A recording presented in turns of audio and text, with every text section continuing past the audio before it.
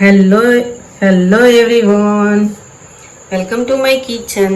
તો મિત્રો, આજે હું તમારી સાથે શેર કરવાની છું તાંજળિયાના ભાજીની રેસીપી. તો આ રેસીપી છે તે ખૂબ જ હેલ્ધી અને સ્વાસ્થ્ય માટે પણ ખૂબ જ ફાયદાકારક એવી આ ભાજી છે.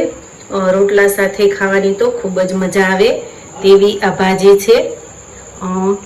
તો આ રેસીપી એન્ડ સુધી જરૂરથી જોજો, સ્કીપ બિલકુલ પણ નહીં કરતા. અને મિત્રો, એક રિક્વેસ્ટ છે કે પ્લીઝ તમે હજી સુધી મારી ચેનલમાં નવા હોય તો મારી ચેનલને લાઈક કરજો, શેર કરજો, સબસ્ક્રાઈબ કરજો અને મારા આવા જ નવા વિડીયોને જોવા માટે બેલ આઇકોન બટનને પ્રેસ કરજો. તો ચાલો બનાવવાનું સ્ટાર્ટ કરીએ ભાજીની રેસીપી.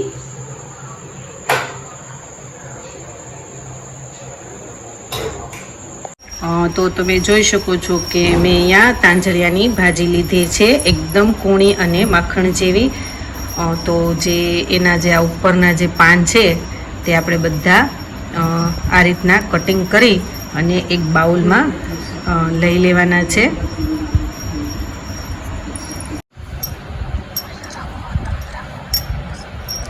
તો આ રીતના આપણે એક એક પાન લઈ લઈશું અને બાઉલમાં નાખતા જઈશું.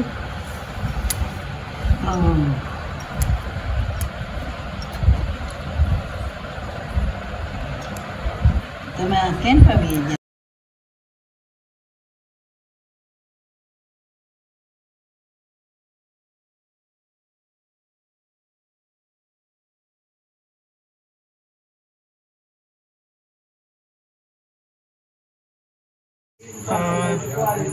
તો તમે જોઈ શકો છો કે આપણી જે ભાજી છે તે એકદમ સરસ વીણી અને એક એક પાન લઈ અને આપણે બાઉલમાં લઈ લીધા છે. તો હવે તેને આપણે સારી રીતના વોશ કરી લઈશું.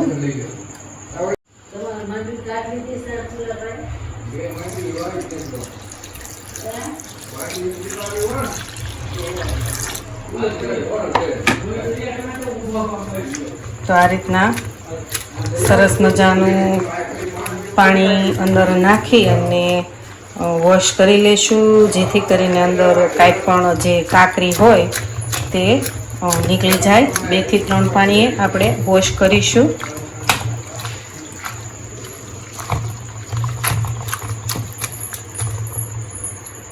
તો તમે જોઈ શકો છો કે આપણે 2 થી 3 પાણીએ ભાજીને વોશ કરી લીધી છે.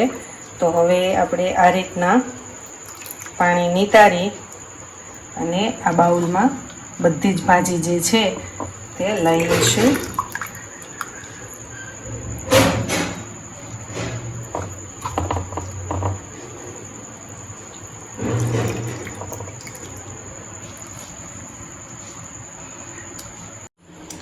તો તમે જોઈ શકો છો કે આપણી જે ભાજી છે તે એકદમ સરસ વોશ થઈ અને રેડી થઈ ગઈ છે. તો હવે તેના માટેનો આપણે વઘાર કરવાનું ચાલુ કરી દઈએ. તો હવે આપણે જે ભાજી માટે લસણ જે છે તે આપણે ફોલી લઈશું. આમાં ખાસ લસણની જરૂર જ પડે છે. તો તમે જોઈ શકો છો કે આપણે એકદમ સરસ લસણને ફોલી લીધું છે. તો હવે તેને આપણે ઝીણી ઝીણી કટકી કરી લઈશું. તો તમે જોઈ શકો છો કે મેં લસણની એકદમ સરસ એવી ઝીણી ઝીણી કટિંગ કરી લીધી છે. ગેસ ઓન કરીશું, બાઉલ મૂકીશું.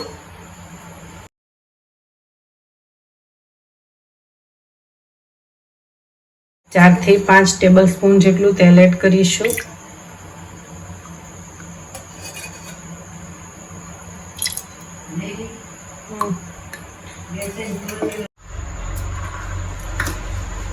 તો હવે આપણું જે તેલ છે તે આવી ગયું છે.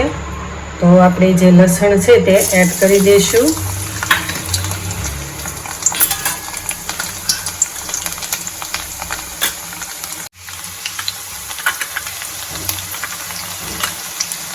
એક ટેબલ સ્પૂન હળદર પાવડર એડ કરીશું. 1 ટેબલ સ્પૂન હિંગ એડ કરીશું.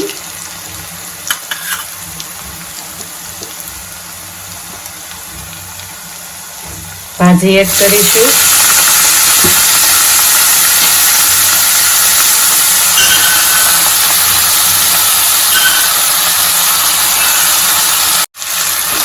સારી રીતના હલાવી લઈશું.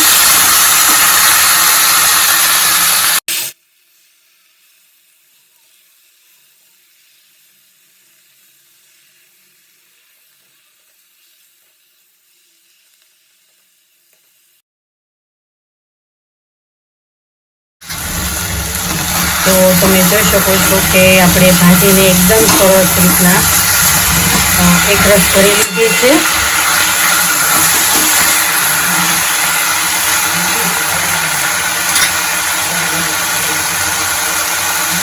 સ્વાદ અનુસાર મીઠું એડ કરીશું.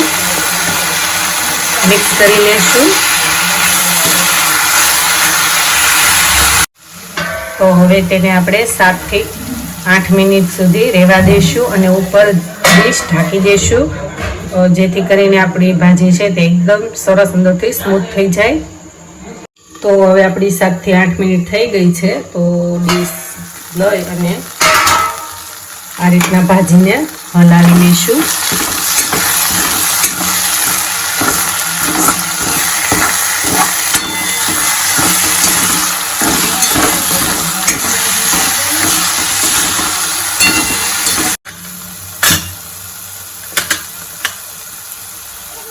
એક ટેબલ સ્પૂન ચટણી પાવડર એડ કરી દઈશું. ફરીવાર હલાવી લઈશું આ રીતના.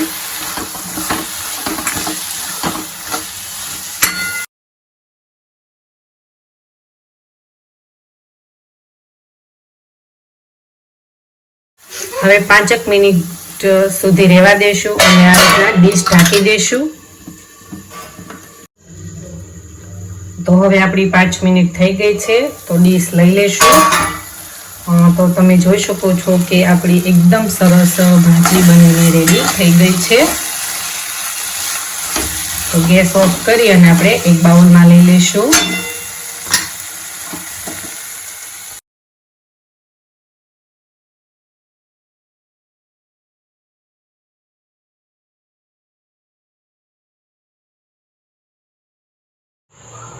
તો મિત્રો તમે જોઈ શકો છો કે તાંજળિયાની ભાજી બનીને એકદમ સરસ એવી બનીને રેડી થઈ ગઈ છે. તો મિત્રો આ રેસીપી ઘરે બનાવવાની એકવાર જરૂર ટ્રાય કરજો. ખૂબ જ ટેસ્ટી, સ્વાદિષ્ટ અને મસ્ત એવી બનશે. અને આ ભાજી સ્વાસ્થ્ય માટે પણ ખૂબ જ ફાયદાકારક છે અને વિટામિનથી પણ ભરપૂર આ ભાજી છે. તો મિત્રો મારી ચેનલમાં હજી સુધી તમે નવા હોય તો મારી ચેનલને લાઈક કરજો, શેર કરજો, સબસ્ક્રાઈબ કરજો અને મારા આવા જ નવા વિડીયોને જોવા માટે બેલ આઇકોન બટનને પ્રેસ કરજો. Thank you for watching.